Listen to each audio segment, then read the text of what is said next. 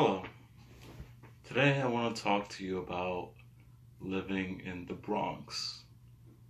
Um, Living in the Bronx it was fun growing up. I do want to say that it's it was really uh, hard to live because uh, Bronx in the beginning when I was growing up was like a lot of garbage and crime. But progressively, it got better, and you know, it the neighborhood I grew up in was predominantly Albanian, Jewish, and it was by the Bronx Zoo.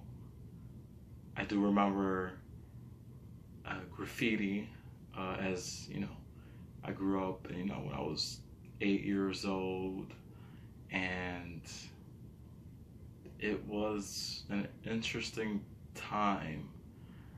The elevators were, in the apartment that I lived in, the elevators were, I want to say, more like a vanilla color on the inside. So all you really saw was graffiti, and the buttons sometimes worked, which was pretty interesting. And at one point, I guess sometimes it got stuck, and you're like, well, what am I gonna do? And at that time, you would have to call, or not even call, but you would have to pull the emergency button and just wait until somebody comes, rescues you. Then the super, would come, and he'll bail you out.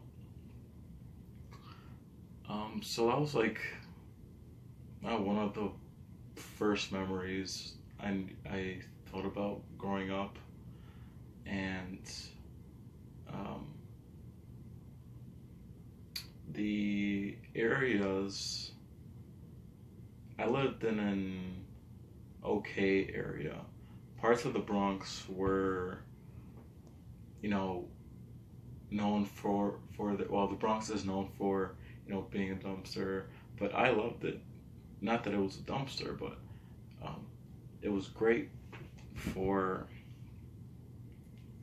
you know, the way I saw it was kind of a survival situation, where you didn't know what things would, what would happen. And my mother, always made me inside person, inside home person, because of all the crime.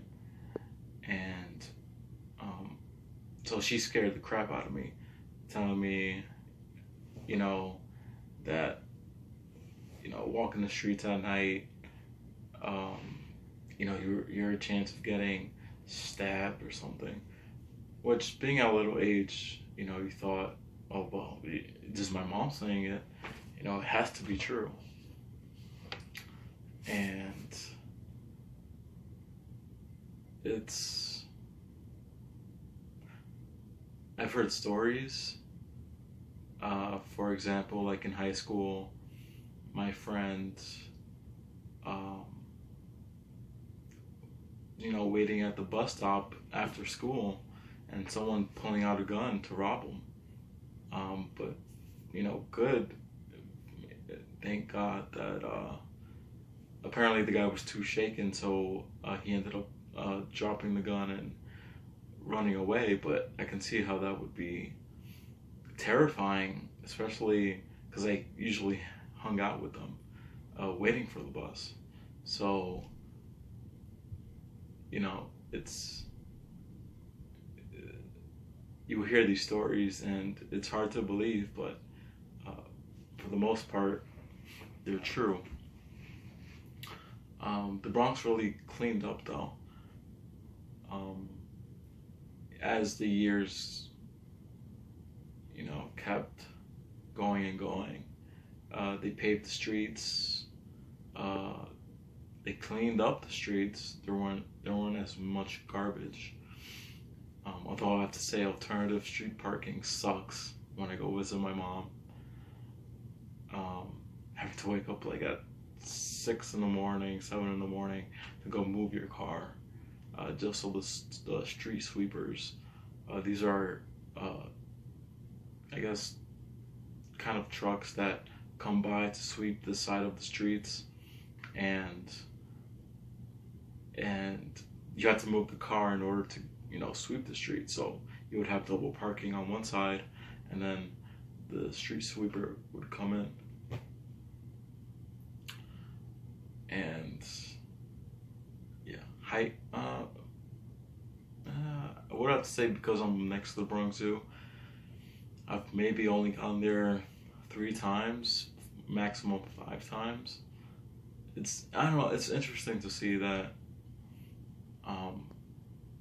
when you're really close to the place where tourists come all over the world, and you're a few minutes away, and you still don't go and join it. I don't know what that phenomenon is, but it's real. For example, New Year's Eve, I don't bother with that. It's nice to see on the TV, but I always thought it's just way too many people.